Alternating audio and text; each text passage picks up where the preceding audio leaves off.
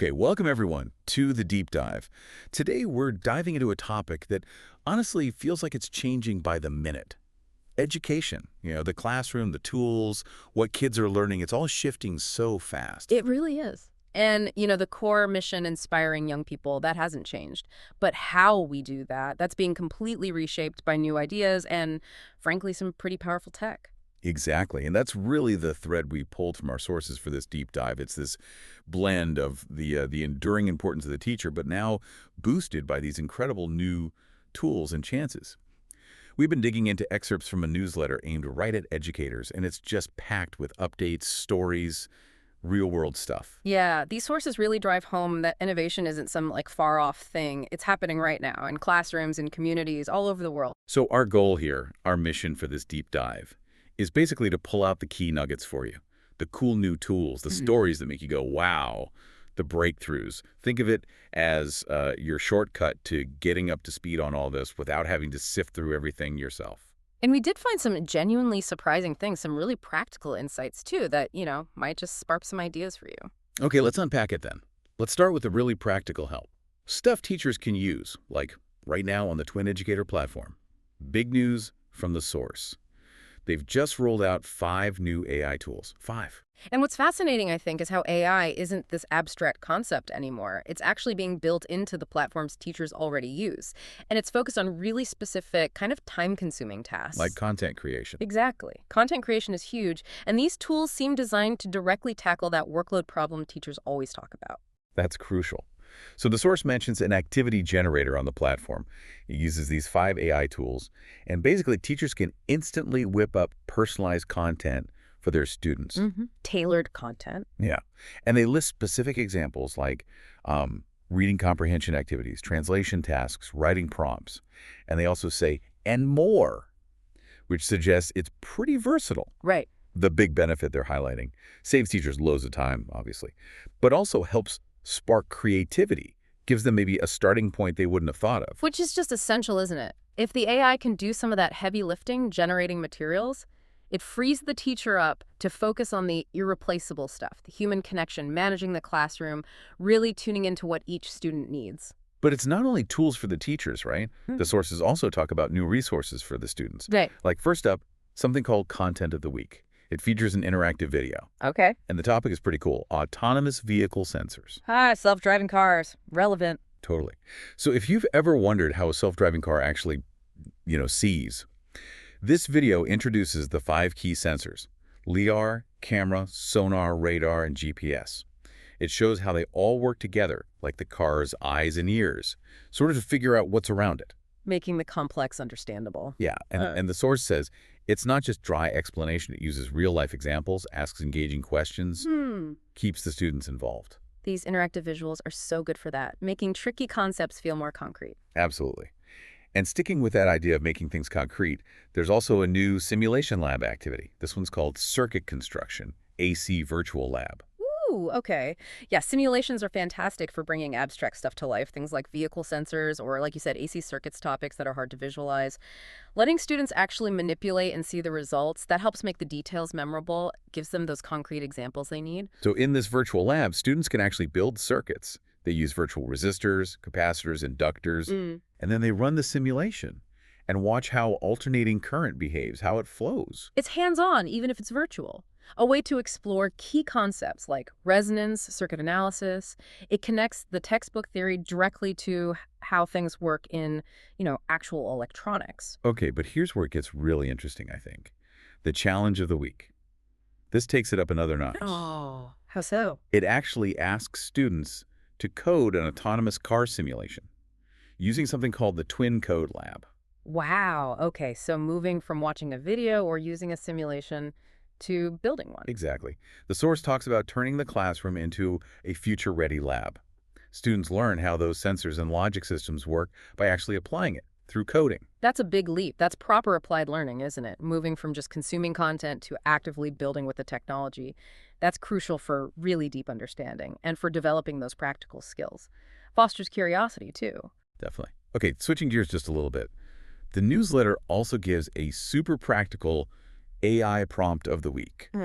This is something a teacher could literally copy and paste right now and get value from. So this shows how AI can help the teacher directly with their planning and, well, efficiency.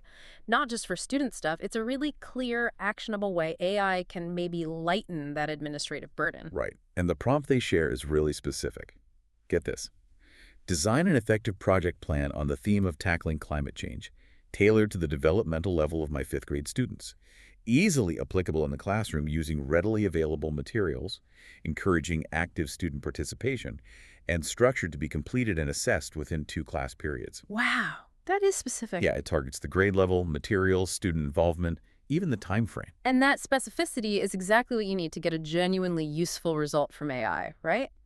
By giving it all those constraints, grade, materials, time, participation, teacher guides the AI to generate something that's not just creative, but actually usable in their classroom, like tomorrow. Moving beyond the individual tools now, the sources also share some pretty inspiring stories about community impact. There's one event called Cultures United by Science. Sounds interesting. That really speaks to how education, especially science ed, can do more than just teach facts. It can be a way to build bridges, foster understanding between different cultures. Totally. This event was a science field day in Gaziantep. It was organized by volunteers from YGA, Italy, Rwanda, and Turkey. So the main goal was getting kids excited about science, making it fun. But the event itself, just bringing together young people and volunteers from such different backgrounds, became this powerful moment of connection and inspiration. That's fantastic. Real impact beyond just the science experiments. And speaking of impact and role models too, the sources highlight some pretty cool recognition and individual achievement. Oh, yeah. Yeah, first, there's a big award for the World Science Movement. That's YGA's global program. They got the Top Impact Badge, Level 4, from Skills Builder. Apparently, that's a major UK organization measuring educational impact. Okay, level 4, that sounds significant. What does the program do? The source says it brings cutting-edge tech, often using twin STEM kits, to kids in underserved areas around the world. Yeah. So getting that kind of external validation for their impact, that's a pretty big deal. Definitely. Shows it's making a real difference. And then there's this really wonderful story about a young person, Ilkim Darren Uren. Yes. I saw that. Really inspiring. So she contributed to Twin Student App, was on their Children Advisory Board. And the big news, she got accepted, full scholarship, to the Stanford Pre-Collegiate Summer Institutes for 2025. That's amazing. Stanford Pre-Collegiate. Wow. And she's going into a program focused on climate change, projections, and uncertainty. Very relevant. What the source points out, and what really jumps out, is she's only 14 and already seen as a role model in sustainability. 14. That really connects all the dots, doesn't it? Yeah. You see these global programs bringing tech and science to different communities, and then you see individual young people like Ilkum being empowered by those experiences, and then they go on to pursue advanced studies in critical fields like climate change. It shows that long-term ripple effect. It's fantastic. So let's maybe zoom out a bit now. The sources have this section, Key Headlines for Educators, looking at broader trends. One headline really caught my eye: how AI can make education more human. Seems counterintuitive at first, right? It does, doesn't it? But this is such a crucial perspective shift. Yeah. It challenges that common fear that tech in the classroom somehow replaces the human element. Instead, it frames AI as a tool to actually strengthen the human side of teaching, the stuff that sometimes gets lost under all the admin. Right. The argument in the source is basically AI lightens the teacher's load, does some planning, content generation, that kind of thing. And the result is that teachers have more time, more energy to do what only they can do: inspire, connect meaningfully with students, be those crucial role models. Exactly. And the conclusion they draw is powerful. With the right tools used thoughtfully, learning becomes not just smarter, but more human. It's about putting that teacher-student relationship back at the center. I like that framing. And we kind of see this potentially playing out in the sustainability spotlight section. Okay. They mention a real-world example, rethinking teaching in Peru. Ah, yes. The Peru example. It was described as a pilot program, backed by the World Bank, where teachers use Microsoft Copilot and AI Assistant. Right.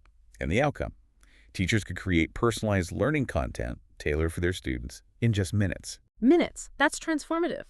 And that Peru example, it really shows how tech, specifically AI, can be a driver for equity and inclusion too, making personalized learning content creation that fast, that easy.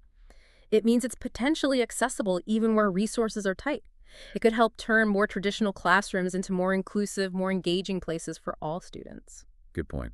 Okay, and finally, the article of the week, they highlighted points to something pretty foundational for the future. Mm-hmm. It's about establishing AI literacy, a global framework for education. Ah, AI literacy, hugely important. Yeah, the framework itself is called the AI Lit Framework, and it's a big deal collaboration developed by the European Commission and the OECD. Okay, so major international bodies getting behind this. Exactly. And the purpose is to set a common global standard for how AI literacy should be taught, primary and secondary schools worldwide. It's trying to address those critical gaps in understanding what AI is, how it works, the implications. Because just using the tools isn't enough, is it? Not at all. The goal is to give young learners the knowledge, the skills, the attitudes to use AI ethically, creatively, responsibly. It's about preparing them for a future where intelligent tech is everywhere, and they need to understand it critically. That feels like a really vital step at the policy level. It's acknowledging that the next generation needs a whole new kind of digital literacy, not just using AI, but understanding it, questioning it, using it responsibly, building that digital citizenship for the AI age. So wrapping this all up, what does it all mean? Looking across everything we've discussed, we've seen how technology, especially AI it seems, is changing not just what gets taught, but really how it's taught, and maybe even changing the teacher's role itself, freeing them up to focus more on that human connection piece. Yeah, absolutely. And we've seen such a range of examples, from those specific AI tools teachers can grab today to engaging student content, right up to global programs, big policy frameworks, and those inspiring individual stories like Elkim's, showing real impact in places from Gaziantep to Peru. It really paints a picture of education's future as, well, exciting, definitely challenging, but just full of potential. A blend of human skill amplified by these powerful new capabilities. You know, it does raise a fascinating question, though. As this technology keeps enabling teachers to personalize learning more, to reach students in different ways, how does that fundamentally start to reshape what we even mean by a classroom? Or the whole learning experience, really, in the years ahead. That is something to think about. What does a classroom look like down the line? Definitely food for thought as you go about your day. Thanks so much for joining us for this deep dive.